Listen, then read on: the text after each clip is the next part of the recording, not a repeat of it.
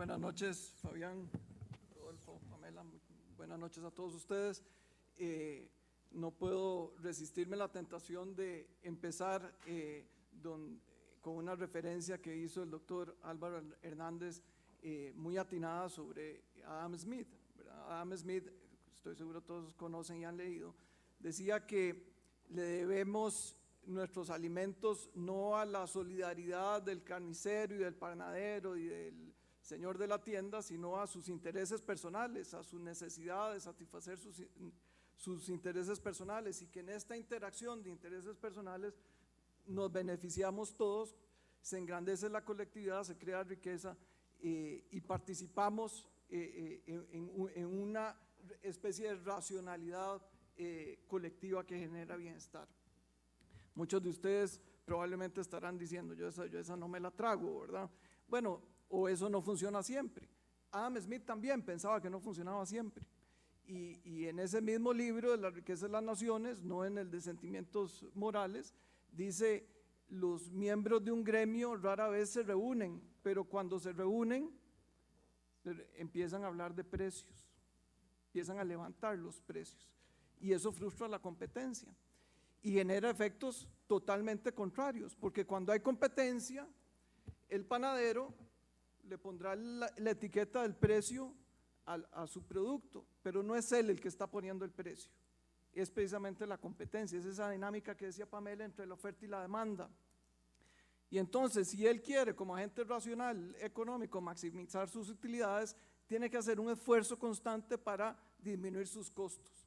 Y en ese esfuerzo individual que hacen todos los agentes económicos permanentemente para mejorar su rentabilidad, nos beneficiamos todos, porque se logra una mejor asignación de los recursos escasos en la sociedad, y el consumidor tiene una mejor gama de opciones y de precios a su disposición, y se evita un fenómeno de concentración de la riqueza. Y esto realmente sucede y funciona. Si ustedes ven el desarrollo económico de la segunda mitad del siglo XIX en Estados Unidos, impulsado por las grandes industrias de los ferrocarriles, el acero, el petróleo y más tarde la electricidad, recordarán ustedes nombres como la familia Vanderbilt, John D. Rockefeller, etc. Ese proceso de crecimiento económico se llevó sin ningún tipo de intervención estatal, ni directa ni indirecta. La ley Sherman, que es la primera, no es la primera ley de monopolio o norma de competencia que existe en el mundo. En el derecho antiguo ya hay algunas, de hecho, incluso Aristóteles menciona el fenómeno de la nematística como un fenómeno de concentración de los modos de la propiedad, digamos, de los medios de producción. Pero sí es la primera vez que se emite una norma que intenta sistematizar, digamos, o apuntar contra ese fenómeno del mercado que es contrario a la competencia. Y ahí no me voy a detener mucho, nada más los voy a ubicar en la primera mitad del siglo XX, en donde se dan dos juicios fundamentales. La ley Sherman es de finales de la última década del siglo del siglo XIX, y no es sino hasta la entrada en la presidencia de Theodore Roosevelt que empieza a ser aplicada agresivamente. Y se dan dos casos del gobierno de Estados Unidos en contra de dos agentes económicos que marcan un hito en este tema. El primero es Estados Unidos contra Standard Oil Company, que es la empresa una de las cientos de empresas de Rockefeller, diciéndole: señor, usted ha llegado a donde está con esta empresa a través de contratos de exclusividad, a través de tomas hostiles o compras hostiles para eliminar la competencia, a través de la utilización de prácticas o precios predatorios, y todo eso con un intento de monopolizar el mercado, y sí que lo ha logrado. Y en ese caso la autoridad dice: usted ha violado la ley Sherman, y decreta una desconcentración de la Standard Oil Company en 34 empresas diferentes, de las que saldrán luego Mobile, Exxon, etcétera. Es decir, también empresas exitosas con el tiempo, pero que se desarrollaron en un ambiente de competencia. En esa misma primer cuarto del siglo XX hay otro juicio fundamental, que es contra Henry Ford. No sé si ustedes saben que cuando Henry Ford logró desarrollar el modelo T, tenía que aplicar al gremio, que era una asociación de fabricantes de automóviles que tenía la patente para fabricar automóviles. Por supuesto, en esa aplicación tenía que presentar sus costos y su modelo de producción. Por supuesto, lo rechazaron. Bueno, la historia es un poquito más larga.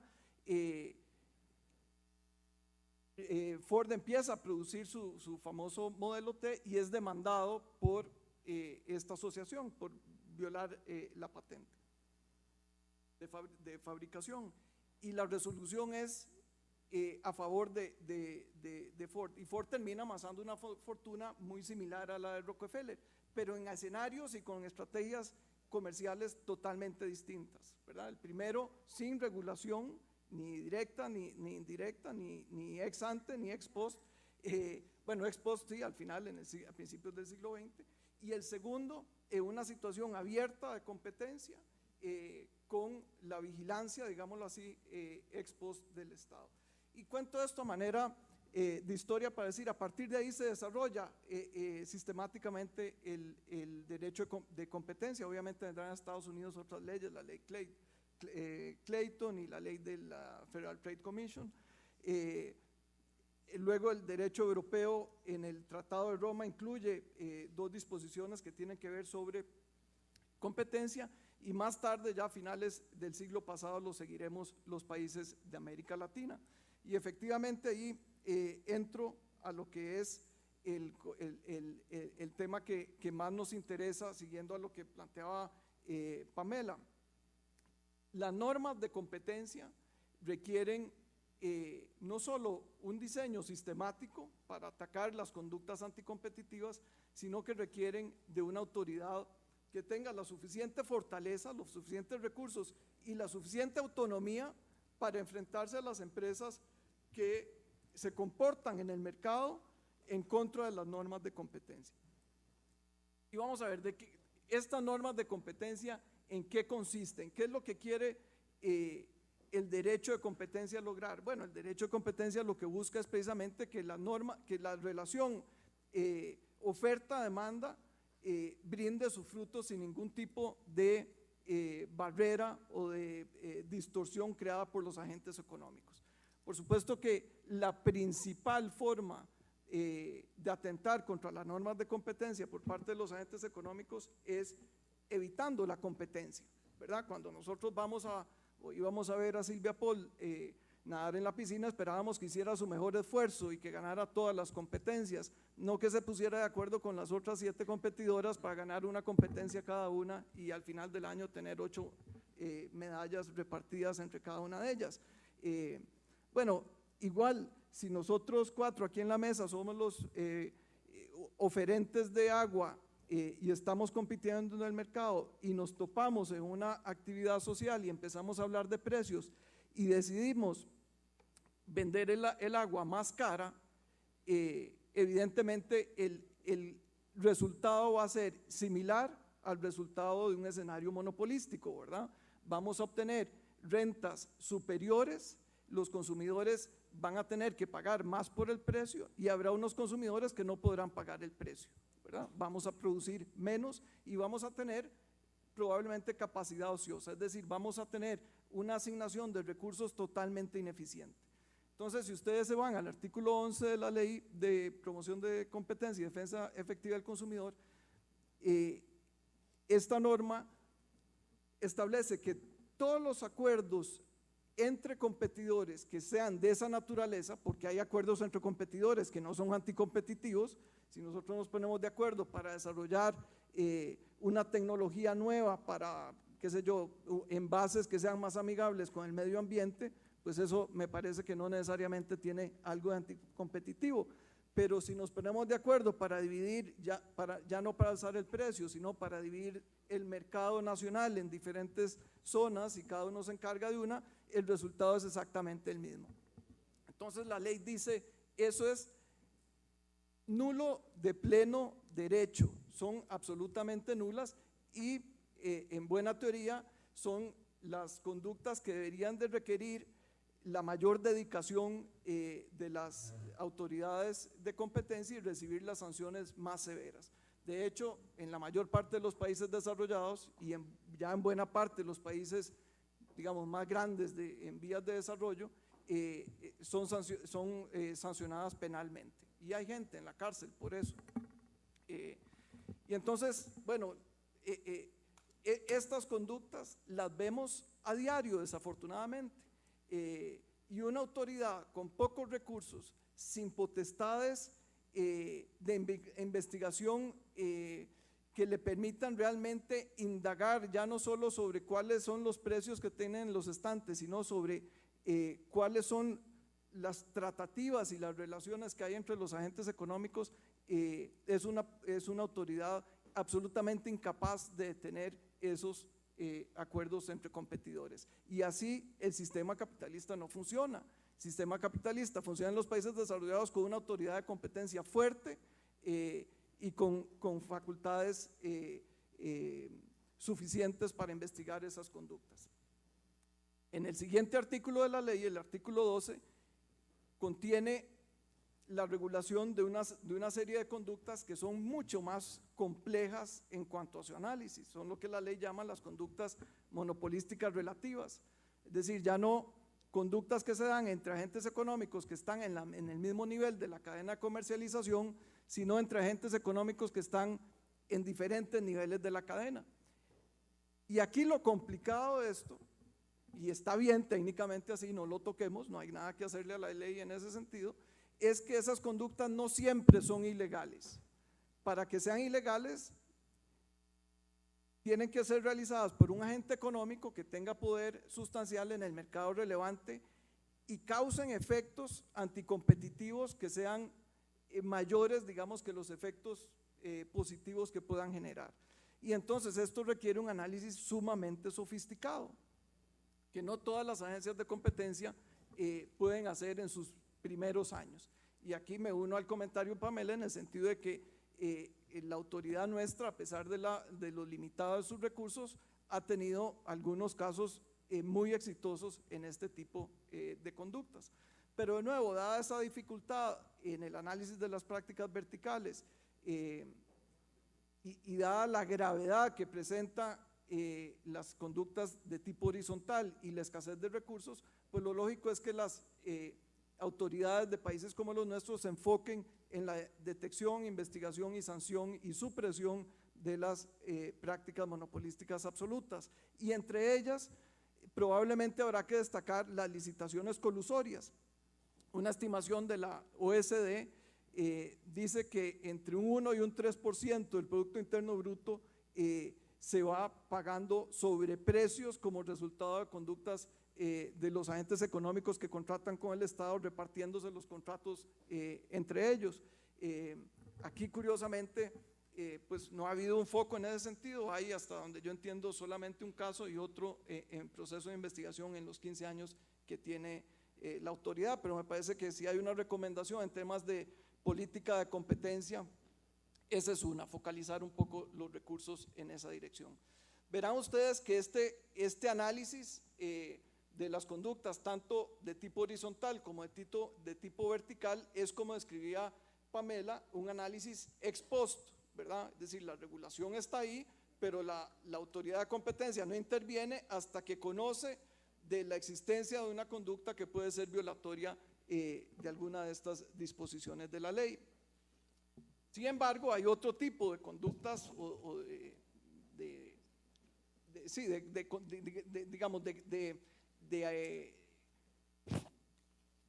fenómenos que pueden generar efectos anticompetitivos que ya no tienen que ver con las conductas de los agentes económicos, sino con los cambios que se producen en la estructura de los mercados y cambios que se producen a través de contratos que son perfectamente legales, una compraventa de acciones, una compraventa de establecimiento mercantil, una compraventa de maquinaria, etcétera, etcétera. Es decir, lo que la ley denomina en el artículo 16 como concentraciones tiene que ver con cualquier mecanismo que se utilice para un cambio de control de un agente económico.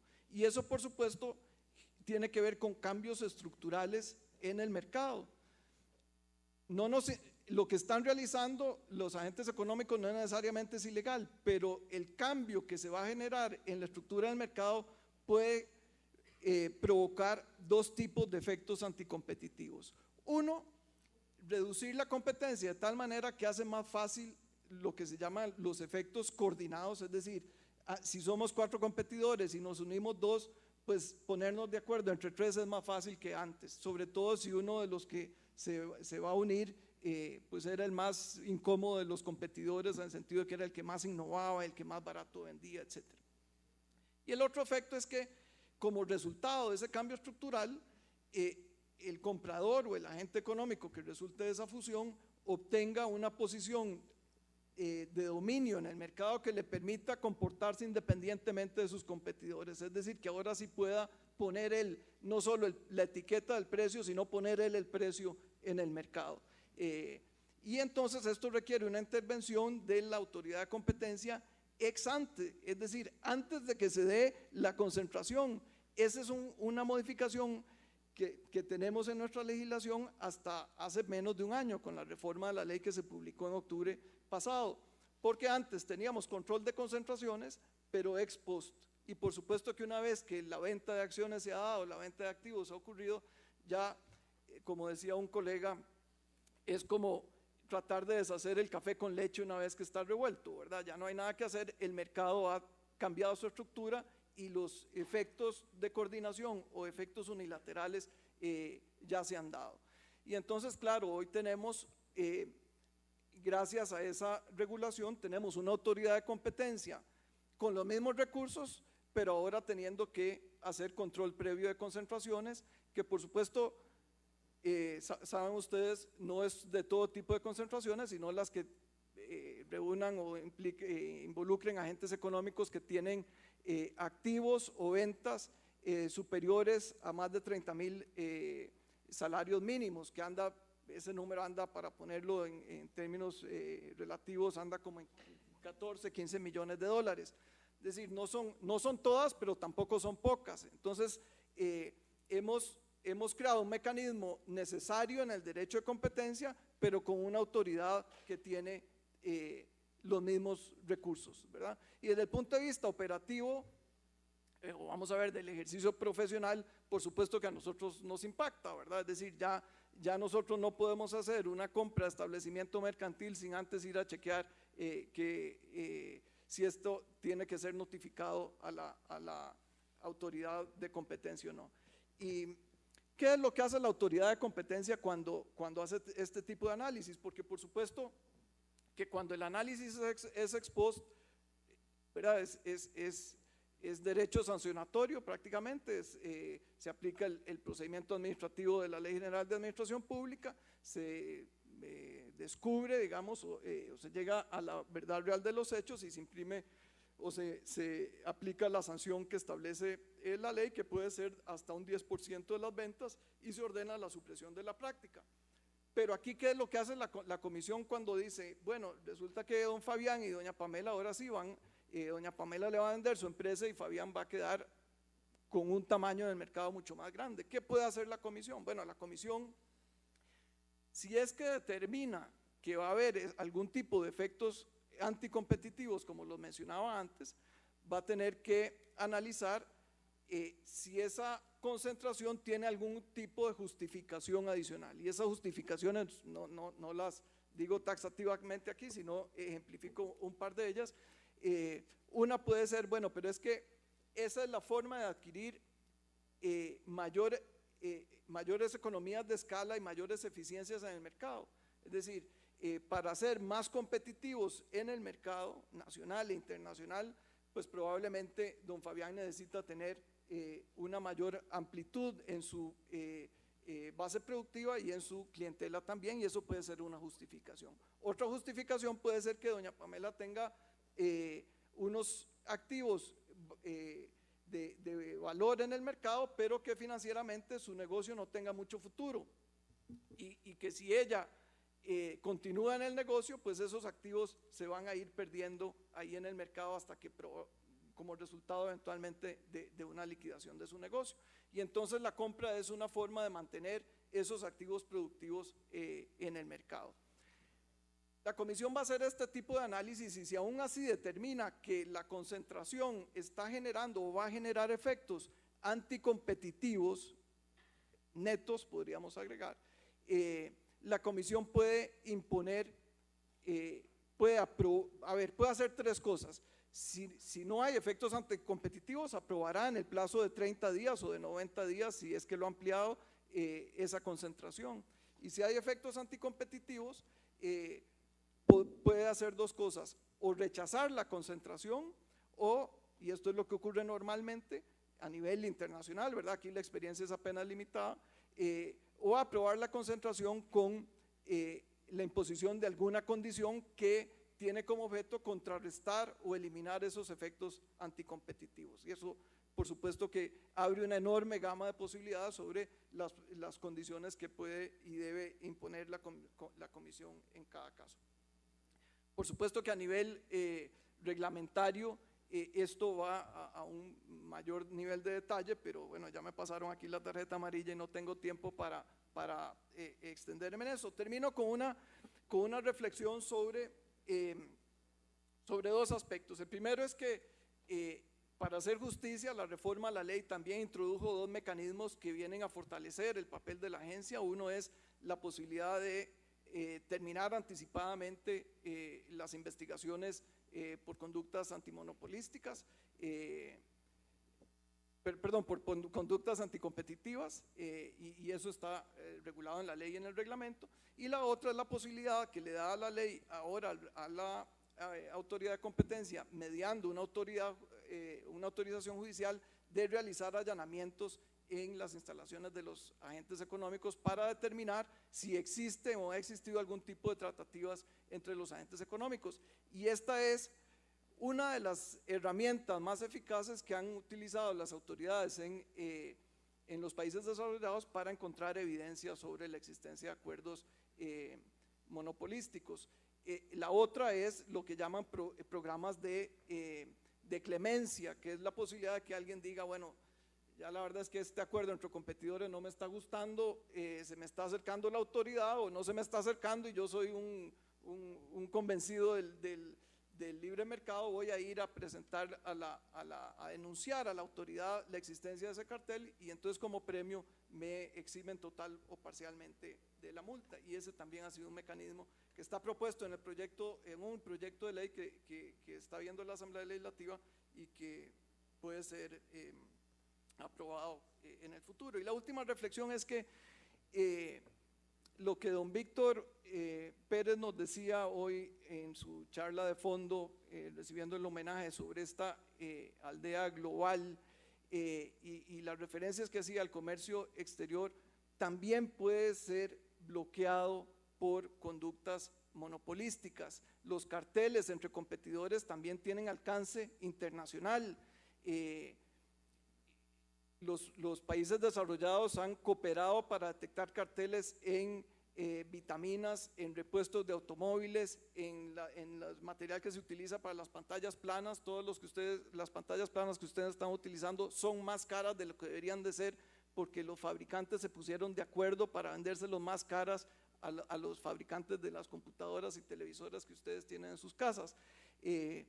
Pero esto lo han hecho los países desarrollados porque han logrado establecer mecanismos de cooperación entre ellos, todavía insuficientes, todavía muy verdes, pero con algún nivel de éxito. Los países menos desarrollados estamos muy distantes para tener los mecanismos y las herramientas necesarias para luchar contra este tipo de acuerdos entre competidores, que por supuesto no solo dañan a los consumidores, sino que frustran el objetivo de la apertura comercial y de los tratados de libre comercio, ¿verdad? Es decir, ¿de qué sirve un tratado de libre comercio cero arancel si los productores vamos a decir, una industria, no sé, sin ofender a nadie y sin hacer insinuaciones, de llantas, se ponen de acuerdo para no exportar llantas a ese país ni para importar llantas de ese país? bueno, evidentemente ahí a los acuerdos de libre comercio les hace falta normativa sobre competencia, una de dos, o que le dé las herramientas a las autoridades nacionales para detectar, investigar y sancionar este tipo de conductas, o para crear agencias regionales con esas facultades. Y esto es lo que aparentemente está contemplado en el acuerdo de asociación entre Centroamérica y la Unión Europea, una autoridad de competencia a nivel regional con una normativa también regional. Veremos si en el futuro cercano o en algún futuro lejano llegamos a ver esa autoridad hecha una realidad. Muchas gracias.